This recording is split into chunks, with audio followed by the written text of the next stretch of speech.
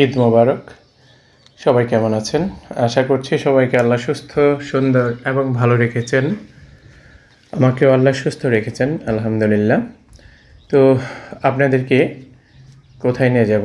অনেক সুন্দর একটা জায়গায় নিয়ে যাব। দেখেন কত সুন্দর, দেখছেন? এখন আপনাদেরকে স্পেশাল যে আনারস, বিষমুক্ত, ফরমালিন মুক্ত, সম্পূর্ণ কেমিক্যাল মুক্ত, এই যে দেখতে পাচ্ছেন, এই আনারসটা গাছ থেকে তরতাজা কেটে দেখাবো। একটা ভালো সুন্দর পরিবেশ তৈরি করার জন্য আপনিও আমার মতো এরকম গাছ লাগাতে পারেন। আপনার খোলা জায়গাটা, পরিত্যক্ত যে জায়গাগুলো আছে, খালি জায়গাগুলো আছে, সেখানে আপনারাও আমার মতো এরকম গাছ লাগান। এরকম তরতাজা বিষমুক্ত, দেখেন কত সুন্দর বিষমুক্ত ফল খেতে চাইলে এরকম করে আপনারাও নিজের হাতে পেড়ে খাওয়ার যে আনন্দ, স্বাদ, সেটা পাবেন। সাথে সাথে এই কেমিক্যাল বিষমুক্ত খাবার খেয়ে সুস্থ থাকতে পারবেন। আচ্ছা, এখানে দেখেন দুইটা আনারস তুলনা করে দেখাচ্ছি। এখানে সবচেয়ে যে বোঝার যে বিষয়টা ছিল, অর্থাৎ ওই যে দেখেন ভালো জাতের 3-4টা আনারস এক একটাতে ধরে আছে, আবার কোনোটাতে একটা আছে। তো একটা আনারস দেখেন কত বড় সাইজ, আরেকটা দেখেন ওইটাও পেকে যাবে কিন্তু ওইটার সাইজ অনেক ছোট ছিল। এর কারণ কি? এর কারণটা হচ্ছে জাতের ব্যাপার। জাত, আপনি সবসময় জাতের একটা বিষয় চিন্তা করবেন। সব জায়গায় জাতের একটা স্পেশাল মানে বৈচিত্র্যতা বা বিশেষত্ব আছে। আর সেটা হচ্ছে জাত যদি ভালো না হয় তাইলে আপনার সব শেষ। ভালো জাতের সাথে থাকতে হবে, ভালো জাতের চারাও লাগাতে হবে, তাইলে আপনি এরকম সুন্দর ভালো জাতের আনারস পাকা পাকা পেকে থাকবে গাছে, সেখান থেকে কেটে তরতাজা আনারস খেতে পারবেন। যারা এরকম ভালো জাতের তরতাজা আনারস খেতে চান তারা আমার সাথে যোগাযোগ করতে পারেন।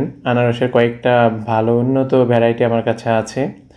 তো আমি পরীক্ষামূলকভাবে এই মানে জাত নির্বাচন না করে যে চারাটা লাগিয়েছি ওইটার আনারস এইটার সমানেই ধরেছে, কিন্তু এটার থেকে 4 ভাগের 1 ভাগ মানে ছোট অবস্থায় আছে। তো এইটার কারণ একটাই, জাত জাত ভালো হলে আপনি ফল ভালো পাবেন। দেখেন মাশাআল্লাহ কত ছোট একটা গাছে অর্গরে হয়েছে, কত সুন্দরভাবে। এবং এখানে অনেক ছিল, আমরা আরও খেয়ে ফেলেছি। তো এইখানেও জাতের একটা বিষয়। আমি আরও গাছ লাগিয়েছিলাম যেগুলোর জাত ভালো ছিল না, সেগুলো কেটে ফেলে দিয়েছি। এখন একটু মানে দেখে শুনে ভালো জাত থেকে এখন এগুলো আমার ছাদে রেখেছি। গাছ অল্প থাকলেও ফলের পরিমাণ বেশি হবে। তো যাই হোক, আপনাদেরকে একটাই পরামর্শ দিতে চাই, আর সেটা হচ্ছে বাগান করেন, পরিবেশ সুন্দর থাকবে, আপনি সুন্দর থাকবেন, আপনার মন ভালো থাকবে। আপনি সুস্থ থাকলে আপনি সুস্থ চিন্তা করতে পারবেন, আপনি নিজের ভালো এবং অন্যের ভালোটা বুঝতে পারবেন। আর তার জন্য আপনাকে এরকম পিওর ফল খেতে হবে, ফ্রুটস খেতে হবে, নিজের হাতে জানাশোনা বিষমুক্ত খাবার খেতে হবে, অর্থাৎ ফরমালিন বা বিভিন্ন রকম কেমিক্যাল খাওয়া থেকে বিরত থাকতে হবে। আর তার জন্য আপনি এরকম বাগান করতে পারেন। আর বাগান করতে গিয়ে আপনার কিছু ছোট ছোট এক্সারসাইজ হবে। আপনার যখন দেখবেন যে গাছে পানি দেওয়া দরকার, একটু পানি দিবেন, তাতে আপনার শরীরেরও উপকার হবে। আর বলার মতো তেমন কিছু নেই। আপনাদের যারা আমার সাথে বাগানগুলো দেখেন আমার সাথে, তারা অবশ্যই এগুলো পছন্দ করেন, না হলে এগুলো দেখার মতো কিছু আমার মনে হয় নাই। কারণ যার যেটা ভালো লাগবে না তারা সেটা দেখে না। তো যাই হোক, সব শেষ কথা হচ্ছে, আপনারা যদি এরকম আমার মতো বাগান করতে চান, নিজের হাতে এরকম পিওর ফল পেড়ে খেতে চান, তাহলে আপনারা আমার সাথে যোগাযোগ করতে পারেন। ভালো জাত নির্বাচন করে আপনাদেরকে দেব আমি, সেই নিশ্চয়তা দিচ্ছি ইনশাল্লাহ। আমার নাম্বার বলে দিচ্ছি 01633368105। তো যারা একটু একটু সুন্দর কিছু করতে চান অল্প পরিশ্রমে, অল্প টাকার বিনিময়ে তারা এই প্রজেক্ট হাতে নিতে পারেন। আমার আরেকটা প্রজেক্ট মাথায় আছে, সেটা হচ্ছে আঙ্গুরের স্পেশাল ফলন করতে চাই, এবং একসময় আমার বাগান থেকে এরকম এখন যে ফলগুলো দেখাচ্ছি তার চেয়ে আরও সুন্দর আঙ্গুরের বিশাল বিশাল সব থোকা দেখাতে চাই। তো সবাই আমার মতো চেষ্টা করতে পারেন।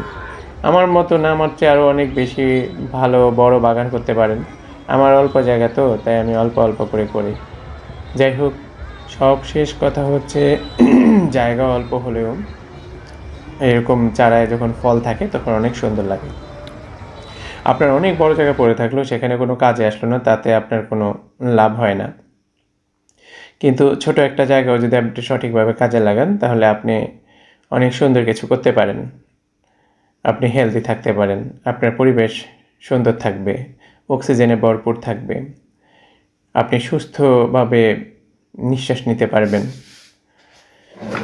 আর আপনার পরিবেশটাও আপনাকে অনেক আনন্দ দেবে।